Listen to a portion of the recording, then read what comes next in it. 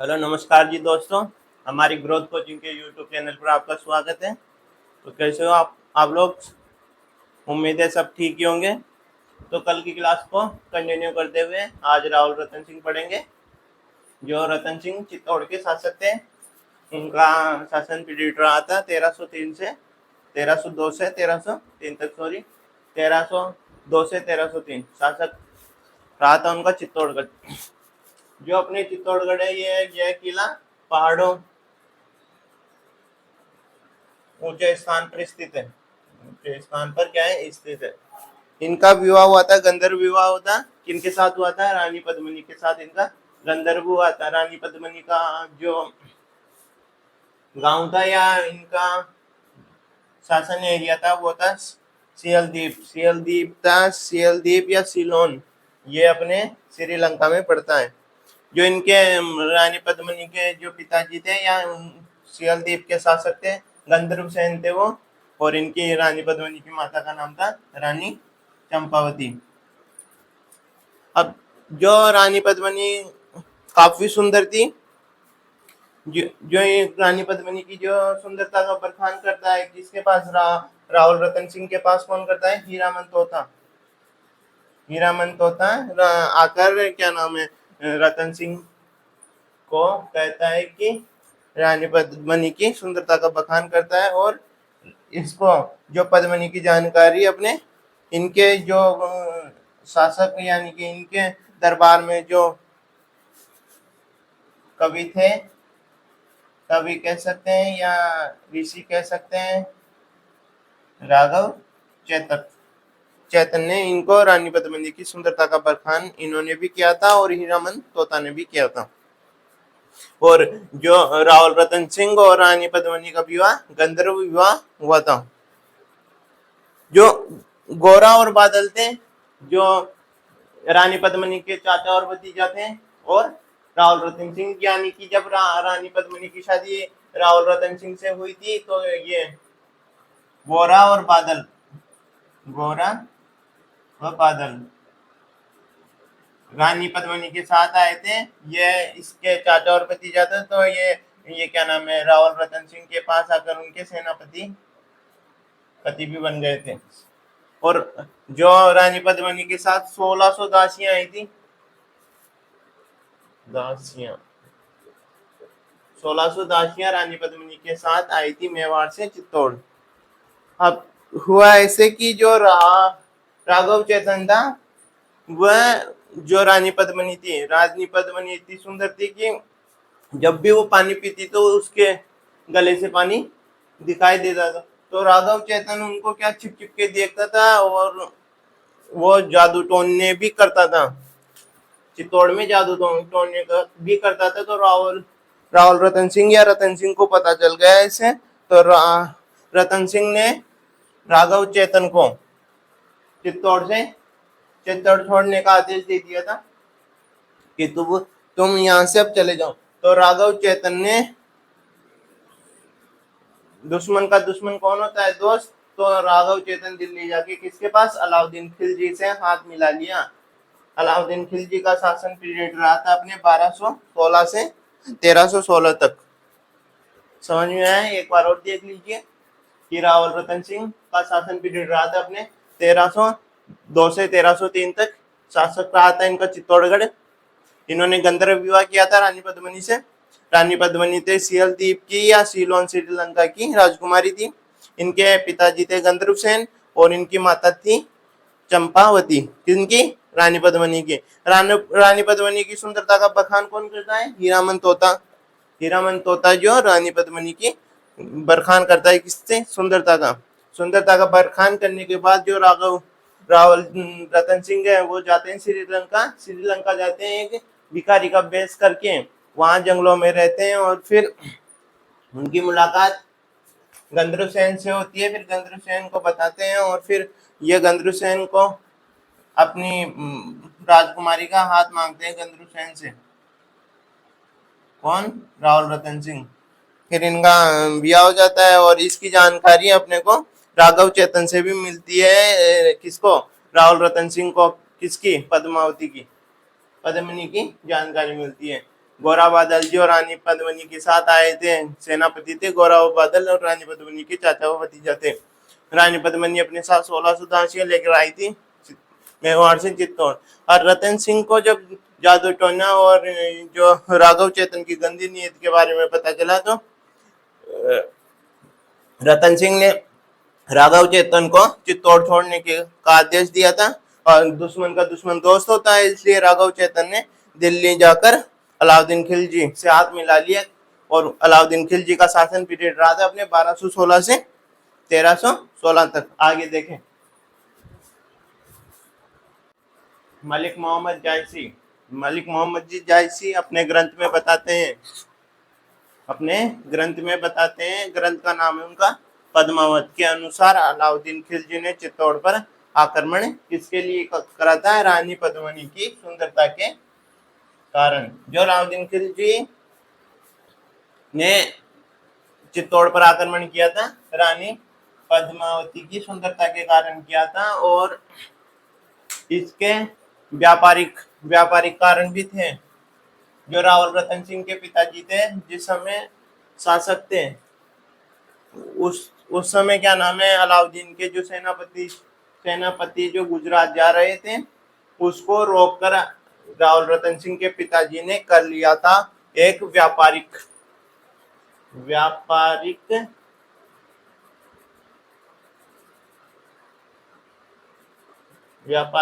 नीति के तहत भी अलाउद्दीन खिलजी ने चित्तौड़ पर आक्रमण किया था। क्योंकि जो गुजरात जाते थे तभी भी चित्तौड़ की सीमा पे से ही जाते थे, और यह किला सुरक्षा के लिए बेहद ही जरूरी था। 28 जनवरी 1303 को अलाउद्दीन ने चित्तौड़ पर आक्रमण हेतु दिल्ली से प्रस्थान किया। दिल्ली से निकला था कौन? अलाउद्दीन खिलजी। कब? 28 जनवरी 1303 को।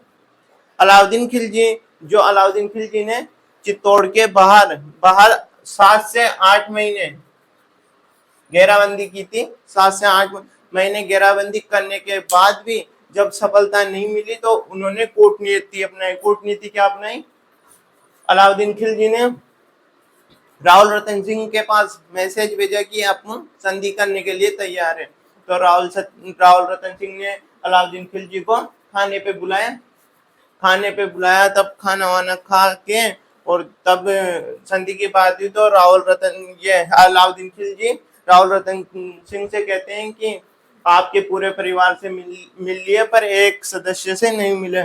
तो रतन सिंह जी कहते हैं कि वह कौन सा सदस्य है? तो वह अलाउद्दीन जी बोलते हैं कि रानी पद्मिनी से आपने मिलाया नहीं। अब रावल रतन सिंह जी गर्म हो जाते हैं। फिर भी एक दर्पण में पद्मावती का चेहरा उनको अलाउद्दीन खिलजी को दिखाते हैं। अब रानी पद्मिनी की सुंदरता देखकर अलाउद्दीन खिलजी मनी मंद में गदगद मुस्कुराते हैं। फिर तब रावल रतन सिंह जी अलाउद्दीन खिलजी को क्या नाम है, बाहर छोड़ने आते हैं गेट पर। तब अलाउद्दीन खिलजी अपनी कूटनीति से रावल रतन सिंह को बंदी बना लेते हैं और चित्तौड़ में खबर पहुंचा देते हैं कि रानी पद्मावती लेके आ जाओ और रतन सिंह को ले जाओ।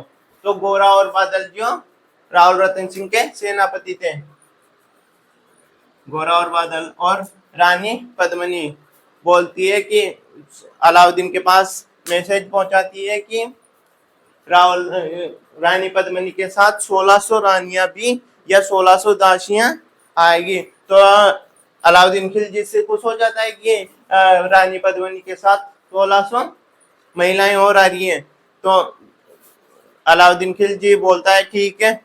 अब ये गोरा और बादल का ये प्लान था कि जो 1600 रानियों की जगह 1600 सैनिक बिठाएंगे 1600 हथियारों के साथ, तब जाके निकलते हैं और अलाउद्दीन के कैंप में पहुंचते हैं।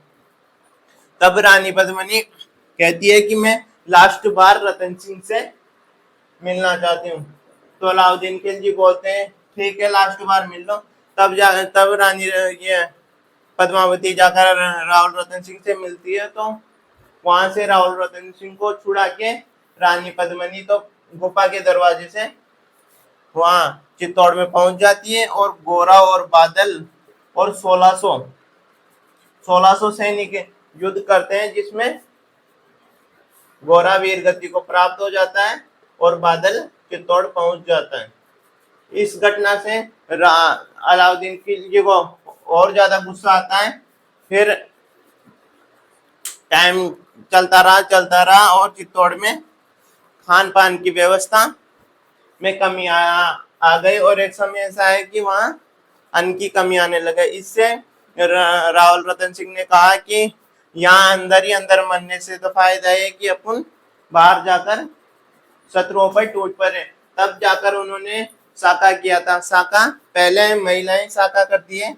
साका इस समय होता है कि जब उम्मीद नहीं होती है कि बाहर 1 लाख की फौज है और अपने पास सैनिक है 10,000। तो इस परिस्थिति में जीतने की कोई उम्मीद नहीं होती है ना, तब जाके साका किया जाता है। तो साका में 2 चीज होती है, जौहर और केसरिया। तो जौहर किसके नेतृत्व में हुआ था? रानी पद्मिनी के नेतृत्व में जौहर हुआ था, प्लस 1600 दासियां या महिलाएं ने जौहर किया था। और केसरिया रावल रतन सिंह के, यानी कि केसरिया भगवा धारण करके रावल रतन सिंह और उनके सेनापति किसके? बादल के नेतृत्व में हुआ था, जिसमें रतन सिंह व गोरा बादल वीरगति को प्राप्त हुए और महारानियों ने जौहर किया। आगे देखो, अलाउद्दीन खिलजी ने चित्तौड़ को जीत लिया। किले में आकर देखा तो रानियों ने जौहर किया था। रानी कौन थी? पद्मनी प्लस 1600 दासियों ने जौहर कर लिया था। इस बात से नाराज होकर अलाउद्दीन खिलजी ने, वहां के किसान थे और गरीब लोग थे, वहां पर कत्लेआम का आदेश दे दिया। 30,000 से अधिक लोगों को काट दिया। किसने? अलाउद्दीन खिलजी ने।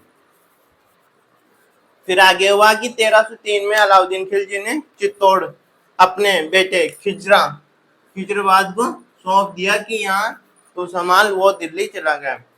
चित्तौड़ का फिर खिजराबाद ने क्या किया? चित्तौड़ का नाम बदलकर क्या रख दिया? खिजराबाद।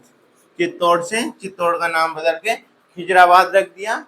अब जो अलाउद्दीन का जो पुत्र था, उसने 1303 से 1313 तक चित्तौड़ में शासन किया। तो उन्होंने जो अलाउद्दीन खिलजी जो अपने बेटे से कह के गया था कि इसे चित्तौड़गढ़ को वापिस आबाद करना है, यानी कि बसाना है, क्योंकि उसने तबाह तो किसने? अलाउद्दीन ने कर दिया था, तो बसाने के लिए बोल के कहा था। तो खिजराबाद ने यहाँ पर कार्य करवाए थे। कार्य क्या क्या करवाए थे? गंभीरी नदी पर एक पुल बनवाया। किसने? खिजराबाद ने।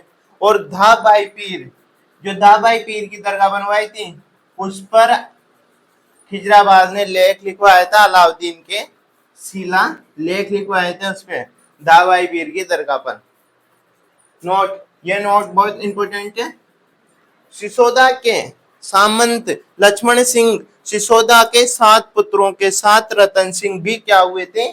वीर गति को प्राप्त हुए थे। एग्जाम में क्वेश्चन आ जाए कि सिसोदा के सामंत लक्ष्मण सिंह के साथ साथ और कौन कौन, या रतन सिंह के साथ साथ कौन वीर गति को प्राप्त हुए थे?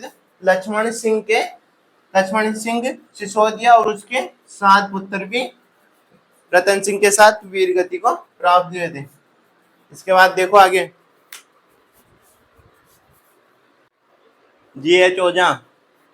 ओझा के ग्रंथ में मलिक मोहम्मद जायसी के मत का खंडन करते हुए इस एक काल्पनिक घटना बताई। अब जो जी.एच. ओझा के अनुसार आक्रमण के क्या क्या कारण रहे थे? आक्रमण के कारण रहे थे गुजरात तक अलाउद्दीन खिलजी का अधिकार की इच्छा बताई थी। जो अलाउद्दीन खिलजी थे, उनकी इच्छा थी कि जो गुजरात से लेकर चित्तौड़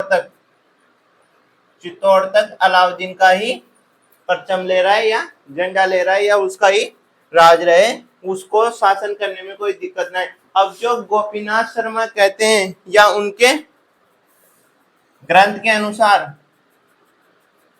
के अनुसार युद्ध का कारण रहा था कि रानी पद्मिनी की सुंदरता, यानी कि जो अलाउद्दीन खिलजी जो आक्रमण करे थे, आक्रमण इस कारण करे थे कि रानी पद्मिनी की सुंदरता को देखकर अलाउद्दीन खिलजी चित्तौड़ पर आक्रमण करे थे। अब डॉक्टर दशरथ शर्मा ने मलिक मोहम्मद जायसी के ग्रंथ पद्मावत का समर्थन किया था। किसने? डॉक्टर दशरथ शर्मा ने, करते हुए कहा कि अब्दुल फजल के ग्रंथ आईना अकबरी का वर्णन भी प्रस्तुत किया था। और इनका मानना था कि आक्रमण का कारण रानी पद्मिनी तो थी और एक तरीके से दुर्ग का सामरिक महत्व भी था, यानी कि दुर्ग पहाड़ पर था, सुरक्षित था। यह भी डॉक्टर दशरथ के अनुसार माना गया था। आगे देखें, खिजरा खां, जो अपने खिजरा खां किसका पुत्र था? अलाउद्दीन खिलजी का। 1313 तक इसका शासक रहा। इस चित्तौड़ में इसने कार्यभार क्या करवाए थे? इसने एक दरगाह बनवाई थी और एक कंबीरी नदी पर क्या बनवाया था? पुल बनवाया था। जो दरगाह बनवाई थी उस पर अलाउद्दीन खिलजी का शिला लेख लिखवाया था। जो कार्यभार करवाया था, फिर क्या हुआ? खिजराबाद ने चित्तौड़, यानी कि नाम बदल के खिजरा खा रख दिया था ना, जिसको जो चित्तौड़ को मालदेव को सौंप कर यह भी चला गया था। मालदेव चौहान को सौंपा था। शासनकाल पीरियड रहा था 1313 से 1320। जो खिजरा खां ने किया था 1303 से, इसका शासनकाल माना जाता है 1313 तक। 1313 तक इसने अपना शासनकाल कंप्लीट करके यह भी दिल्ली चला गया मालदेव चौहान को सौंपकर। इसका शासन पीरियड रहा था 1313 से 1320 तक। यह जालौर का चौहान शासक था, जिसे कानड़ देव का भाई माना जाता है। कानड़ देव का भाई कौन था? जैसा सिंह। इसका उपनाम था मूछेवाड़ा राजा। सिसोदियों का सीमांत हमीर के साथ अपनी पुत्री विवाह करवाई थी। और 1320 में किसकी मृत्यु हो गई थी? मूछेवाड़े राजा मालदेव चौहान की मृत्यु हो गई थी। और जो इसका भाई था जैसा सिंह, जो 1320 से 1326 यानी कि 6 साल ही राज किया था किस पे? चित्तौड़ पर। 1326 में हमीर देव चौहान ने आक्रमण कर चित्तौड़ पर अधिकार कर लिया था। हमीर देव ने अपनी बेटी को, हमीर देव ने क्या किया था? जलसा का किया था। ये अपने मेवाड़ हिस्ट्री की सेकंड क्लास है अपनी। ये मेवाड़ इतिहास का पाठ या भाग 2। भाग फर्स्ट कल आ गई थी, भाग सेकंड है, भाग थर्ड कल आएगी। तो क्लास को लाइक करें, शेयर करें, कमेंट करके बताएं। कुछ गलती हुई है तो क्वेश्चन पूछें, लाइक करें दबा के, और थोड़ा प्यार दिखाएं, सपोर्ट करें। इससे हर एक विद्यार्थी तक अपनी क्लास पहुंच सके और उसका भला हो सके। क्लासेस सारी निःशुल्क है। अपने ग्रोथ कोचिंग पर नरेंद्र सर की भी मैथ की क्लासेस कंटिन्यू आ रही है, और अपने राजस्थान की हिस्ट्री की क्लासेस भी कंटिन्यू आ रही है। बहुत जल्दी बैच स्टार्ट करेंगे, जिसमें इंडिया पॉलिटी ये सब भी क्लासें कंटिन्यू करेंगे।